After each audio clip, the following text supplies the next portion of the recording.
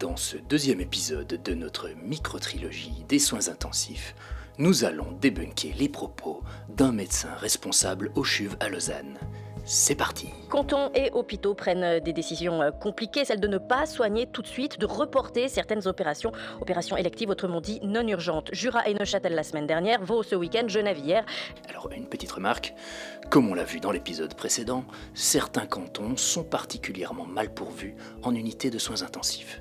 Cela dit, le canton de Vaud dont il est question ici s'en sort mieux que ses voisins. Je ne m'attarderai donc pas à nouveau sur cette question. Ils ont beaucoup de malades, en effet, et les non-vaccinés sont surreprésentés, c'est parfaitement vrai. Mais nous allons voir qu'il ne faut pas s'en mêler les pinceaux en désignant trop vite des boucs émissaires. Il s'agit des interventions sur des patients qui n'ont pas des cancers ou qui ne sont pas en urgence vitale, comme par exemple la chirurgie plastique, l'orthopédie, les hernies. Ouais, donc on va relativiser un peu, hein. On parle principalement de chirurgie esthétique. Là, on est en guerre contre un virus tueur. On fait tous des concessions. La vie sociale, les voyages, les indépendants qui n'ont plus de travail, et les gens avec des hernies. Chacun sa mère. Concrètement, vous imaginez un patient qui a été opéré d'un cancer du rectum il y a quelques semaines, on a dû lui poser une poche, et bien on ne pourra pas lui refermer sa poche parce qu'on n'a pas assez de place. Bon, alors, là on a besoin de précision. Est-ce que la poche est à l'intérieur ou à l'extérieur ? Qu'est-ce qu'il se passera quand elle sera refermée ? Était-ce vraiment utile de nous parler de ça ? On ne le saura peut-être jamais. On doit annuler les opérations chez des patients vaccinés contre le Covid qui auraient besoin d'une opération pour pouvoir justement accueillir les patients non vaccinés qui ont attrapé le Covid. Voilà, donc l'accusation est formulée.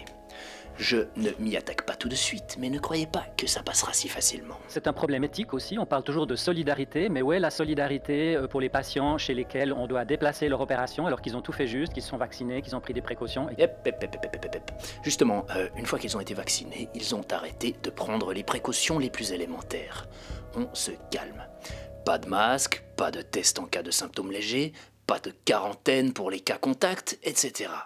Toute rétroaction prise en compte, les non-vaccinés prennent bien plus de précautions. Et vos histoires d'éthique et de solidarité, comment dire ? Je vous rappelle qu'on parle de hernie là. Et il y a bien d'autres problèmes éthiques qui se posent quand on crée deux catégories de citoyens avec des droits différents. Un problème éthique pour vous, en tant que chirurgien, de devoir prendre ces décisions-là ? Absolument. On vous sent agacé. Non mais regardez comme elle collabore, comme elle oriente le sujet. Hein, ils sont agaçants ces non-vaccinés, hein ? C'est vraiment du travail journalistique à 2 balles une fois de plus. Désolé, mais c'est moi qu'on sent agacé là. Aujourd'hui, ça serait évitable avec la vaccination. Voilà, donc c'est là que va se concentrer mon réquisitoire. Il semble qu'on peut affirmer fin 2021 que le consensus politico-médiatique a pris acte d'une assez faible efficacité du vaccin sur la circulation du virus.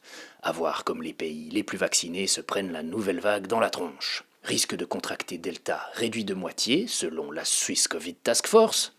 Peu d'effet de la vaccination des enfants sur la circulation du virus, selon le président de la Commission fédérale pour les vaccinations.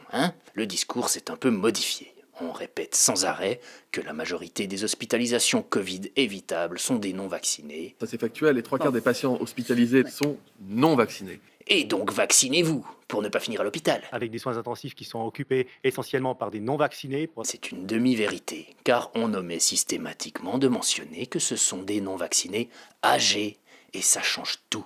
Mais à la place, on nous parle de vacciner 600 000 enfants qui ne finissent presque jamais à l'hôpital, et avec peu d'effet sur la circulation du virus. Mais regardez qui sont vos patients Covid et arrêtez d'essayer de leur parler via TikTok.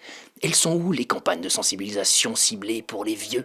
Regardez votre incompétence en face avant de mettre la faute sur ceux qui ne vous font pas confiance.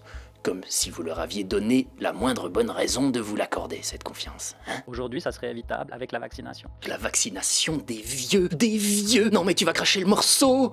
Donc, c'est bien joli de venir pleurnicher que vous devez annuler des opérations de chirurgie esthétique chez ces pauvres gens vaccinés qui ont tout fait juste.